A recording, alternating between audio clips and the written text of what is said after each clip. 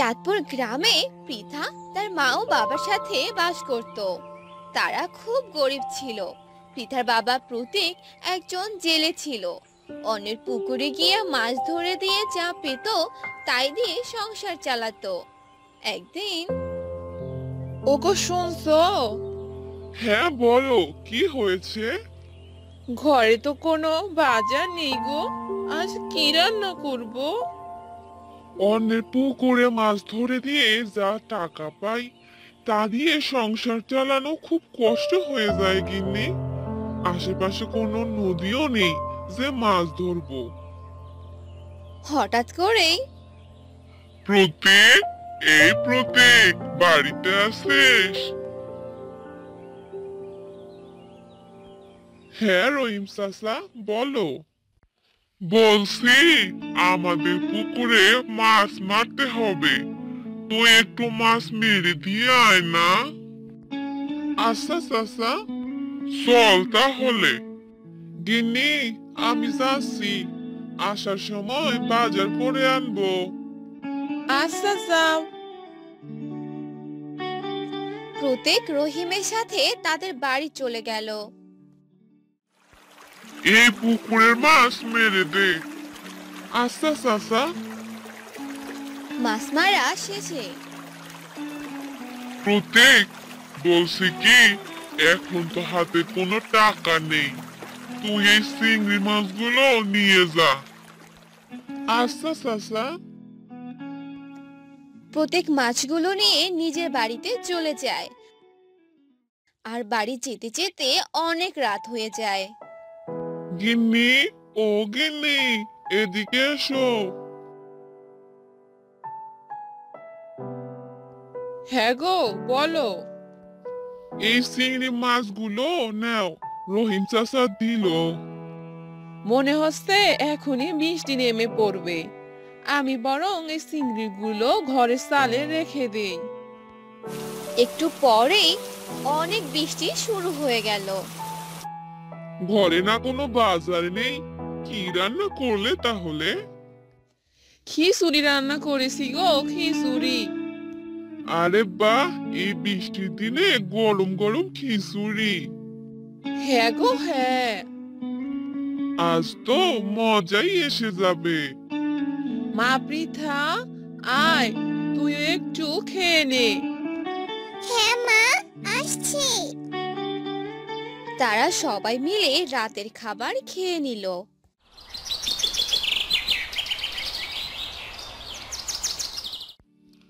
আহ, অনেকদিন পর তৃপ্তি সহকারে খেলাম, এখন সেই ঘুম হবে। এবার শুয়ে পড়ো। পরের দিন এ কি, চিংড়ি মাছ তো অনেকগুলো হয়ে গেছে। রাতের বৃষ্টিটা অনেক কাজে লেগেছে দেখছি। মা, ও মা, তুমি কি করছো এখানে? দেখ, রাতে আমি এখানে অল্প কিছু চিংড়ি মাছ রেখেছিলাম, আর সকালেই অনেকগুলো হয়ে গেছে। সত্যি মা? হ্যাঁ রে, একটা কথা ভাবছি। কি কথা মা? আমাদের তো কোনো পুকুর নেই, তাই আমি ভাবছিলাম ঘরের চালে চিংড়ি চাষ করব। কি বলো মা, ঘরে চালে চিংড়ি চাষ? হ্যাঁ রে হ্যাঁ। পৃথা ঘরের চালে চিংড়ি চাষের জন্য সবকিছু ঠিক করতে লাগলো। এ কি, তুমি সকাল সকাল চালের উপর কি করছো? ঘরের চালে চিংড়ি চাষ করবো গো, চিংড়ি চাষ। আরে, পাগল হয়ে গেলে নাকি তুমি? আরে না গো, তুমি আমাকে কাল যে চিংড়ি মাছগুলো দিয়েছিলে সেগুলো আমি চালের উপর রেখেছিলাম। রাতের বৃষ্টি পেয়ে আরো অনেকগুলো চিংড়ি মাছ হয়ে গেছে। বলো কি গিন্নি? হ্যাঁ গো, আমাদের তো নিজস্ব কোনো পুকুর নেই মাছ চাষ করার, তাই ভাবছি ঘরের চালেই চিংড়ি চাষ করব। তোমার আইডিয়া তো দারুণ গিন্নি। দেখতে হবে না বউটা কার।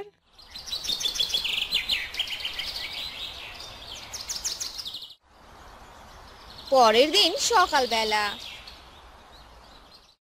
ওগো শুনছো, দেখো আমাদের ঘরের সালে কত সুন্দর চিংড়ি চাষ হয়েছে। কালকে থেকে আজ আরো বেশি হয়েছে মাছ। হ্যাঁ, তাই তো দেখছি। তুমি বরং বাজার থেকে কিছু মাছের খাবার নিয়ে এসো। আচ্ছা, যাচ্ছি। প্রতীক বাজারে চলে গেল। সাগর দাদা, আমাকে কিছু মাছের খাবার দাও তো। মাছের খাবার? তুমি কি করবে প্রতীক দাদা? আমার বউ চিংড়ি চাষ করবে গো। কিন্তু তোমাদের তো কোনো পুকুর নেই, তাহলে কোথায় চিংড়ি চাষ করবে? ঘরের চালে গো সাগর দাদা, ঘরের চালে। ঘরের চালে আবার চিংড়ি চাষ হয় নাকি? প্রতীক মাছের খাবার নিয়ে বাড়িতে চলে গেল। এই নাও গিন্নি মাছের খাবার। দাও।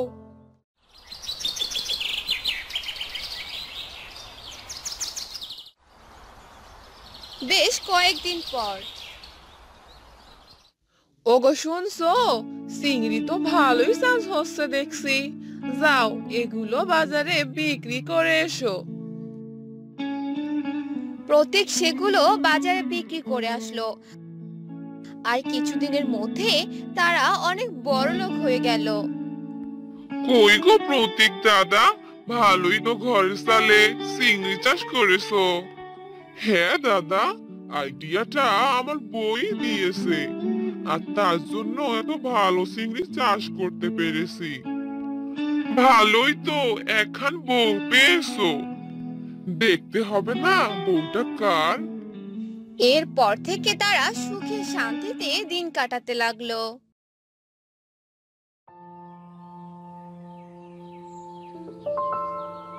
কিরে কান্ত, কোথায় গেলি রে বাবা? দেখো কাণ্ড পাগল ছেলের। তুই এই সকালবেলা পুকুরে কি দিচ্ছিস শুনি? এই তো মা, পুকুরের মাছগুলোকে খাবার দিচ্ছি। তুই কি আমার কথা রাখবি না? আর কতবার বলবো তোকে? তুমি তো এখানে এসে কিছুই বলনি। আমি এই পৃথিবী ছেড়ে দিলে কি তুই বিয়ে করবি? বাড়িটা কেমন ফাঁকা ফাঁকা লাগে। বিয়ে শাদী তো সারা জীবনের ব্যাপার, আর এখনই আমি ভালো মেয়ে কোথায় পাবো? ভালো মেয়ে পেলে আমি এখনই বিয়ে করব। কি বললি? সত্যি? শোন, আমার বান্ধবীর একটা মেয়ে আছে, দেখতে অনেক মিষ্টি। আমি সব কথা পাকা করে এসেছি, কালকেই তোদের বিয়ে। এরপর কান্তর বিয়ে হয়ে যায়। আর তারা তিনজন মিলে অনেক সুখে দিন কাটাতে লাগলো।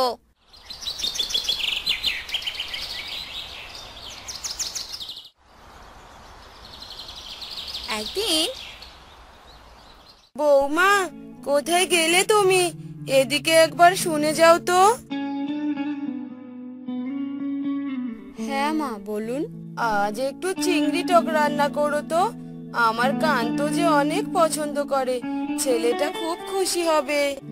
চিংড়ি টক? এই চিংড়ি তো আমার অনেক পছন্দের। আমি এক্ষুনি যাচ্ছি মা। কান্তর বউ চলে যায় আর রান্নাঘরে রান্না করতে থাকে। আর একটু পর রান্না শেষ হয়ে যায়। কই তোমরা? ঘরে এসো, রান্না যে হয়ে গেছে। সবাই চলে আসে আর কান্তের বউ তাদের খাবার দিতে থাকে। আর তখনই বাহির থেকে কে যেন ডাকতে থাকে। বাড়িতে কেউ আছো? আমি যে অনেক অসহায়। বৌমা, দেখো তো বাহিরে মনে হচ্ছে কেউ এসেছে। না করো না কিন্তু, কি চাই দিয়ে দিও। এই বুড়ির জ্বালায় শান্তি করে খেতেও পারলাম না। এই বুড়ির এখানে কি চাই? এভাবে ডাকাডাকি করছে কেন? মারে, আমার যে খুব ক্ষুধা পেয়েছে, আমাকে কিছু খেতে দিবি মা? আমার খাবার নষ্ট পছন্দের, দে না, দে না একটু খেতে। এই বুড়ি, যাও তো এখান থেকে। একদম বেশি কথা বলবে না। কোথা থেকে যে আসে এরা, যত সব। আমি চলে যাচ্ছি, কিন্তু আশীর্বাদ করছি তোর এই চিংড়ি খাওয়ার আশ কখনো জানি না মেটে। এ কথা বলে বৃদ্ধা সেখান থেকে চলে যায়। আর কান্তর বউ ঘরে চলে আসে। বুড়িমা কি চলে গেছে? খেতে দিলে না যে? না মা, খেতে দেইনি। এখানে তো মাত্র কয়টা চিংড়ি, আর এসব ভিখারিদের খেতে দিলে কাল দেখবেন আবার ঠিক চলে এসেছে। ছি বৌমা, এটা তুমি একদম ঠিক কাজ করনি। কান্তর বউ তার শাশুড়ির কথা না শুনে খেতে থাকে, আর খেতে খেতে সে সবগুলো চিংড়ি খেয়ে ফেলে। আহ, তরকারিটা তো অনেক দারুণ খেতে হয়েছে, কিন্তু এইটুকু খেয়ে যে আমার আরো খেতে ইচ্ছে করছে। গিন্নি, এগুলো তুমি কি করলে? সব চিংড়ি খেয়ে ফেললে। আমার আর মায়ের জন্য তো একটা চিংড়িও রাখলে না। আহ কান্ত, বৌমার ভালো লেগেছে খেয়েছে, আমরা এই বেগুন তরকারি দিয়েই খেয়ে নেব। এরপর তারা খাবার শেষ করে, আর কান্তর বউ বাসন মাজতে থাকে। বৌমা, বাসনগুলো মাজা হলে এই মাছগুলো কেটে নিও, যা গরম পড়েছে, নয়তো এই মাছগুলো নষ্ট হয়ে যাবে। বাসন মাজা শেষ করে কান্তর বউ মাছ কাটতে থাকে। মা ছেলে মিলে শুধু আমায় হুকুম করে, আর সারাদিন একাজ ওকাজ লেগেই আছে।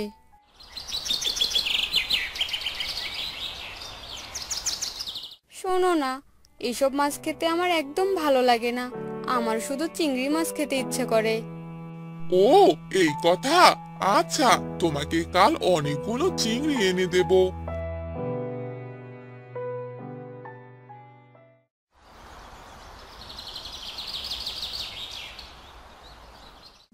কই গো গিন্নি, কোথায় গেলে? এদিকে একবার এসে দেখো। কি হলো কি, এভাবে ডাকছো কেন?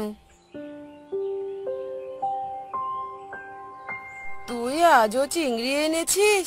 দে বাবা, আজ চিংড়ি আমি রান্না করব। বৌমা, তুমি ঘরে গিয়ে বসো। এই কথা বলে রমেশের মা রান্নাঘরে যায়, আর চিংড়িগুলো রান্না করতে থাকে। বাহিরে গরুটা ডাকছে, রান্নাটা তো প্রায় শেষ হয়ে এসেছে। যাই, গরুটাকে একটু খাবার দিয়ে আসি।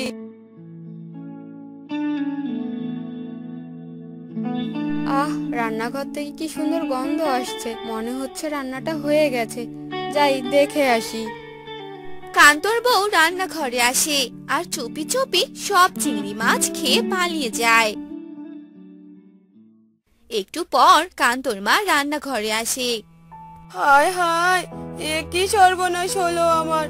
এখনই তো চুলোর উপরে রেখে গেলাম তরকারি, অতগুলো চিংড়ি কে খেলো? এবার কি করব?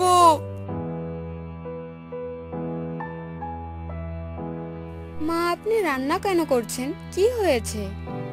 তারপর কান্তর মা কান্তর বউকে সবটা খুলে বলে। আরে মা, খেয়েছে হয়তো বিড়ালে। আপনি এভাবে কাঁদবেন না, আমি আপনার ছেলে আসলে সব বুঝিয়ে বলবো।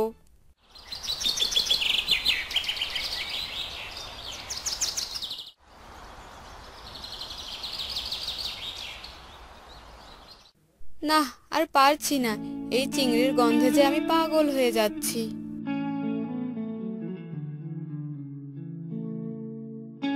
এই বলে কান্তর বউ পাশের বাড়ির রান্নাঘরে উকি দেয়, আর দেখে সেখানে কেউ নেই। কান্তর বউ চুপি চুপি সেই ঘরে ঢুকে চিংড়িগুলো চুরি করে খেয়ে নেয়, আর বাড়িতে চলে আসে। আর এভাবে কান্তর বউ রোজ কারো না কারো বাড়ির চিংড়ির তরকারি চুরি করে খেত, কিন্তু কেউ তাকে ধরতে পেত না।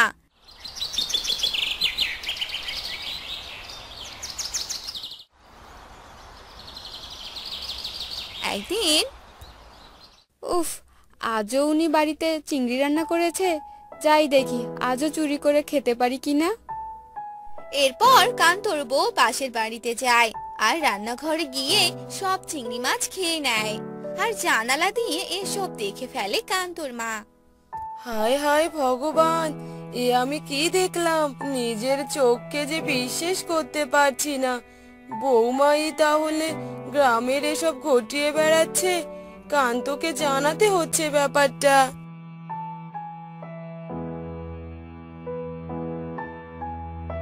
বাবা কান্ত, কান্ত, কোথায় তুই? তাড়াতাড়ি এদিকে আয়, সর্বনেশে কাণ্ড ঘটে গেছে যে।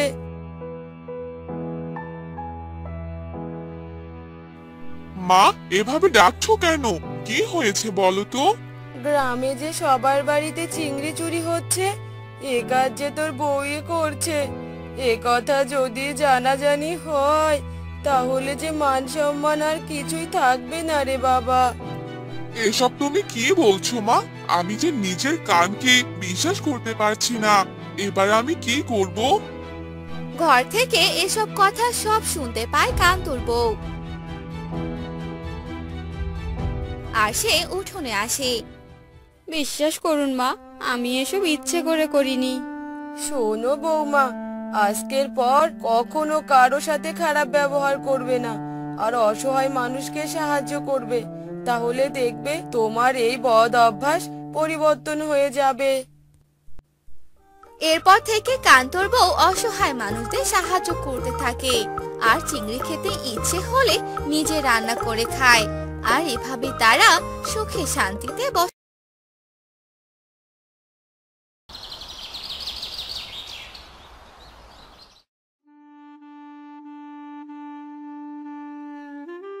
না, পিপাসায় যে বুকের ছাতি ফেটে যাবে এবার। আশেপাশে তো কোনো টিউবওয়েল বা পুকুর কিছুই দেখতে পাচ্ছি না। যাই, একটু এগিয়ে গিয়ে দেখি।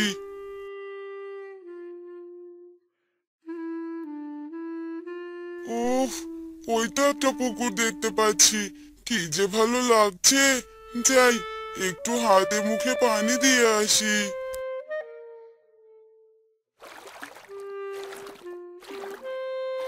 ওরে বাবারে, এগুলো পানি নাকি আগুন? উফ, হাতটা আমার জ্বালা করছে। এত খুঁজে যাও একটা পুকুর পেলাম, তাও এমন। কে বাপু তুমি? এ গায়ের মানুষ বলে তো মনে হচ্ছে না। কোথা থেকে এসো? আমার বাড়ি দূর দেশে। আচ্ছা, এই গ্রামে কি এই একটাই পুকুর? আমি যে একটু জল খেতাম, বড্ড পিপাসা পেয়েছে গো।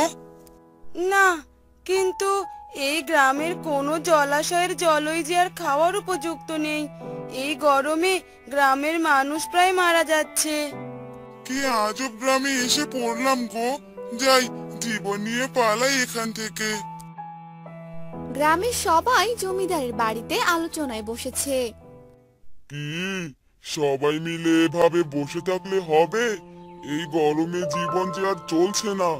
এই গরমে যদি একটু ঠান্ডা জল সবার কাছে পৌঁছে দেওয়া যেত, তাহলে মন্দ হতো না। আমার এই 85 বছর বয়সে এমন কাণ্ড কখনো দেখিনি। ভগবান কোন পাপের শাস্তি দিচ্ছেন কে জানে। মাস্টার মশাই, আপনি তো জ্ঞানী মানুষ, আপনি কিছু বলুন, একটা উপায় বলুন। আমার মস্তিষ্কে এই ব্যাপারে কোনো বুদ্ধির আগাগোড়াই দেখতে পাচ্ছি না, তবে একটা উপায় মাথায় এসেছে। বলে ফেলুন মাস্টার মশাই। আমরা যদি বরফ আনি আর তা যদি গ্রামের লোকদের কাছে পৌঁছে দেই, তাহলে কেমন হয়? অতি উত্তম প্রস্তাব। আমি এই প্রস্তাবকে অতি উত্তম প্রস্তাব বলে মানতে পারলাম না জমিদার মশাই। কেন হরিহর কাকা, এতে সমস্যা কোথায়? এই গরমে বরফ 2-3 ঘন্টা রেখে ঠান্ডা পানি খেতে পারবে, তারপরে কি করবে?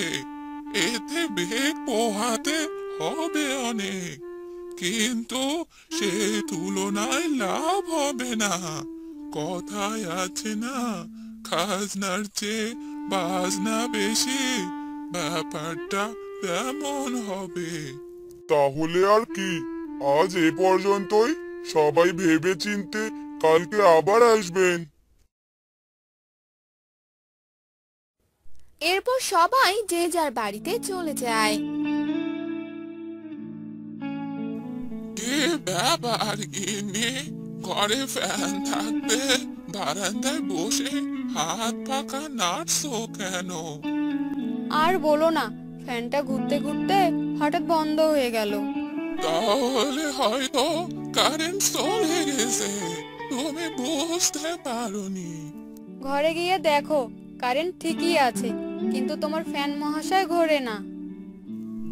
আচ্ছা হয়েছে, আমি তাহলে মিস্ত্রিকে একবার নিয়ে আসি। এরপর হরিহর বাজারে যায় আর একজন মিস্ত্রিকে বাড়িতে নিয়ে আসে। মিস্ত্রি অনেকক্ষণ পর ফ্যান ঠিক করে আর বকশিশ নিয়ে সেখান থেকে চলে যায়।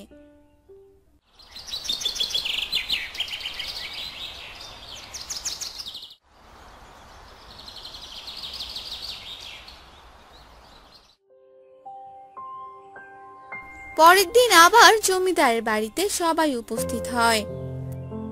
এবার বলুন, কেউ কোনো সমাধান বের করতে পারলেন?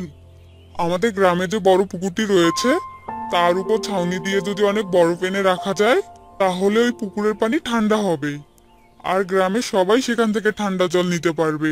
হরিহর কাকা, এ নিয়ে আপনার কোনো মতামত আছে? না, এ নিয়ে কোনো মত নেই। এভাবে বসে না থেকে কিছু একটা করা ভালো। যদি একটা ব্যবস্থা হয়, তাহলে তোমরা তিনজন যাও বরফ আনতে, আর আমরা এদিকে পুকুরে ছাউনি দেওয়ার ব্যবস্থা করছি। এরপর তারা পুকুরে ছাউনি দেয় আর বরফের জন্য অপেক্ষা করতে থাকে। আর একটু পর মাস্টার বরফের গাড়ি নিয়ে আসে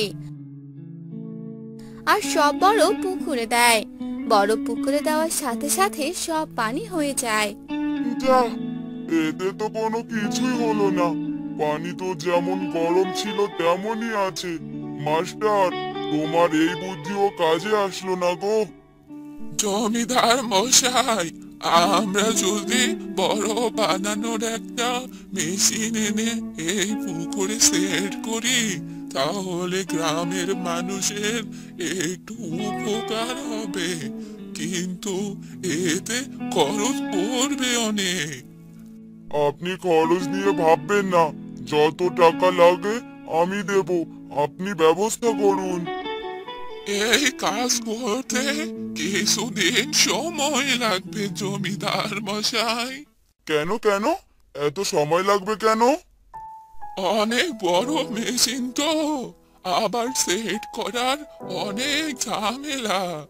আপনি যদি চান তাহলে পুকুরের সব পানি বরফ করে রাখতে পারবেন। আচ্ছা, তাহলে আজ থেকেই সবাই কাজে লেগে পড়ুন।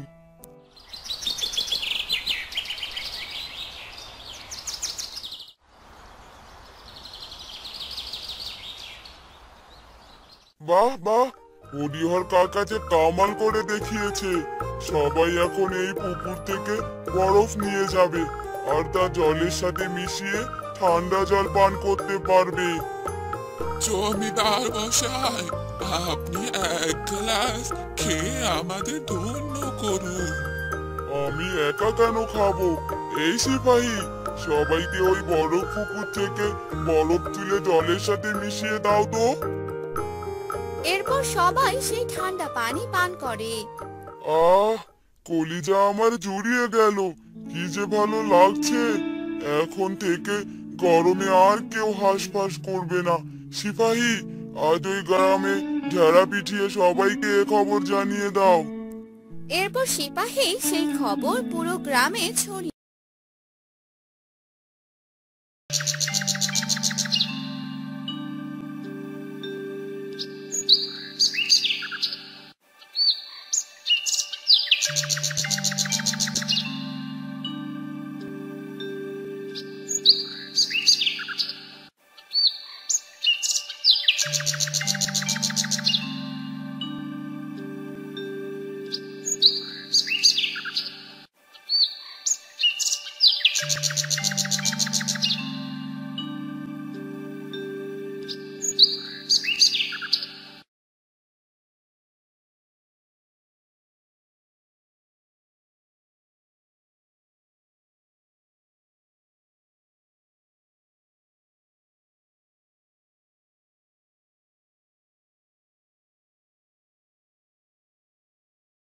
আরে বৌদি, এই দেখো, তোমার দাদা কাল আমার জন্য এই শাড়িটা কিনে এনেছে।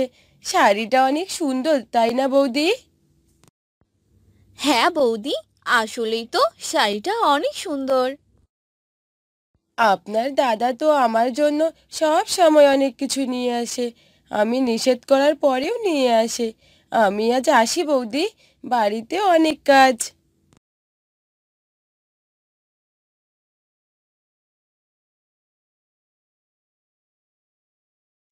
একা একা আসবে, অনেক কথা শোনাবে, আর একাই চলে যাবে।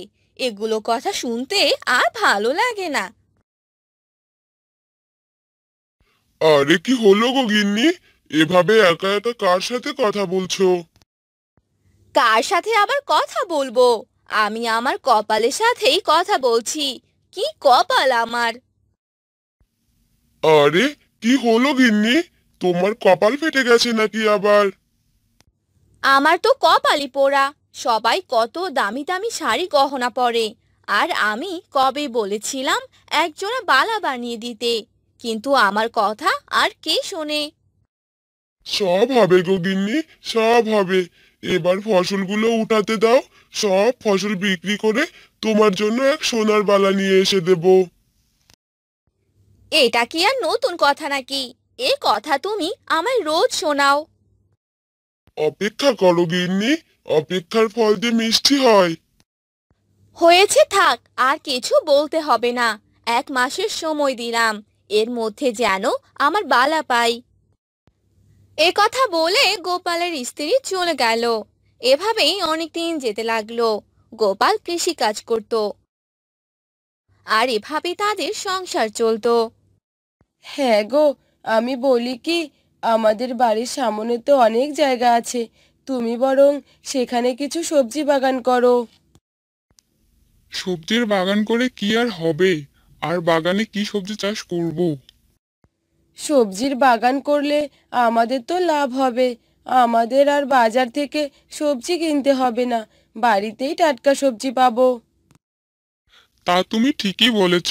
আচ্ছা, আমি বরং কালকে কিছু লাউয়ের বীজ এনে দেব, তুমি সেগুলো রোপণ করে দিও। পরদিন সকালবেলা রমেশ বাজার থেকে কিছু লাউয়ের বীজ এনে দিল, আর রমেশের স্ত্রী সেগুলো রোপণ করে দিল। হ্যাঁ গো, দেখবে, এবার আমরা বাড়ির টাটকা সবজি খেতে পারবো। ঠিক আছে, তুমি তাহলে গাছগুলোর ভালোভাবে খেয়াল রেখো, যেন ছাগলে না খেয়ে ফেলে। আমি চারিদিকে ঘেরা দেওয়ার ব্যবস্থা করছি, তাহলে আর ছাগলে খেতে পারবে না। তাহলে আর চিন্তা কিসের, আমি বাজারে গেলাম। এরপর রমেশ বাজারে চলে যায়, আর সেই গাছে অনেক লাউ ধরে। ওই দেখো, পাশের বাসার বৌদিরা লাউয়ের গাছ লাগিয়েছে, আর দেখো কতগুলো লাউ ধরেছে। আর তুমি কি করো শুনি? হ্যাঁ, শুধু পারো জমির কাজটুকুই করতে। আমি তো তবুও কাজ করি। আর তুমি, তুমি কি করো শুনি? বাড়িতে সারাদিন শুয়ে বসে থাকো, কোনো কাজ করো না। তুমি আমাকে এসব গাছ লাগানোর কথা বললে আমিও করতাম। হ্যাঁ, এখন সব দোষ আমার। এবার তাহলে আমার কথা শোনো, তুমি ওদের লাউ গাছের লাউ চুরি করে নিয়ে আসবে। কি? চুরি করবো মানে? কিসব বলছো তুমি? তুমি কি আমাকে চোর বানিয়ে দিচ্ছ নাকি? হ্যাঁ, দরকার পড়লে চোর হবে। তুমি পাশের বাড়ি থেকে ওগুলো লাউ চুরি করে আনবে, তারপর সেগুলো বিক্রি করবে। না না, আমি এ কাজ করতে পারবো না। যদি একবার ধরা পড়ি, তাহলে কি হবে বলো তো? মান সম্মান সব শেষ হয়ে যাবে। এমন ভাবে চুরি করবে যাতে কেউ কিছু বুঝতে না পারে, বুঝলে তুমি? আচ্ছা ঠিক আছে। এরপর রাতের বেলা গোপাল পাশের বাড়ির লাউ গাছের কাছে যায়, আর এক এক করে সবগুলো লাউ কেটে ঝুড়িতে রাখে, আর চুপি চুপি বাড়িতে আসে।